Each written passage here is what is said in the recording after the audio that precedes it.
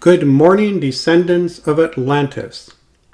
Today I want to comment in my fifth video on a site in Peru called Quenuani, which Brien Foerster did a really cool video on, titled The Strangest Megalithic Site in Peru.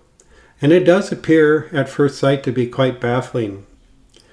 But like many ancient sites, you have to look at it in the context of how the landscape was at the time, probably was at the time. This is near, I believe it's near Lake Titicaca. And remember now, Lake Titicaca used to be much larger.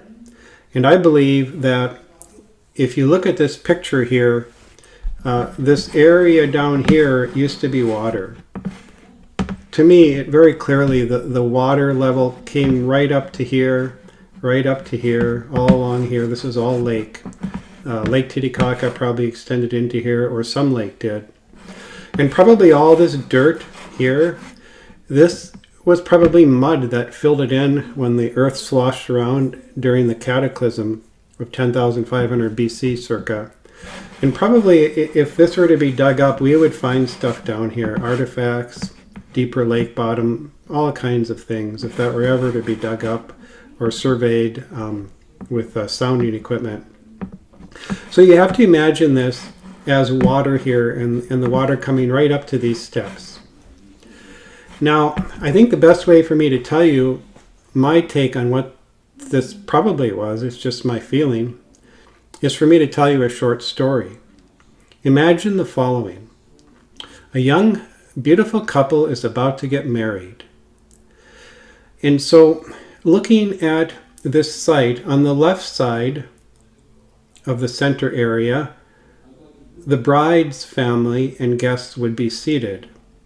On the right side, the groom's party and family would be seated. Now, if you go over here and you look at Brien Foerster's video, which I encourage you to do, it's very good, and look at this area here, let's just say that the parents of the bride were up here somewhere.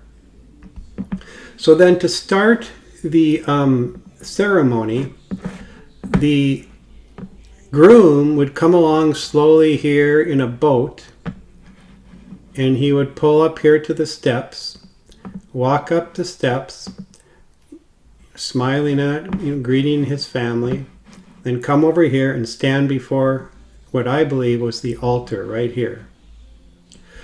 And then at that point, the parents, the father might go down one side, the mother might go down the other side with her daughter. They'd come down here to the lake edge. They would put their daughter, the bride, on a boat. And at that point, symbolically, she would separate from them, because now she's going to live her separate life. And she would slowly come down here in the boat. And of course, there would be people rowing for each of them. She'd come to the steps, walk up the steps.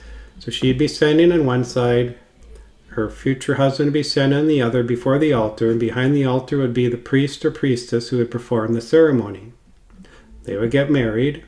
Then they would walk up here to this half dais, which I think maybe represents a rising sun. Because if you look at it, this would be the horizon, and then the half dais would be the rising sun to signify their life is beginning together. And they're now, instead of being separate as they come up, they are now united as one underneath the rising sun.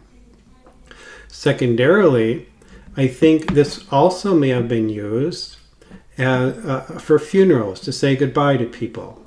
So the family and friends would be seated on either side. The body of the deceased would be up here on the half circle, which now would be representative of the setting sun. The setting sun.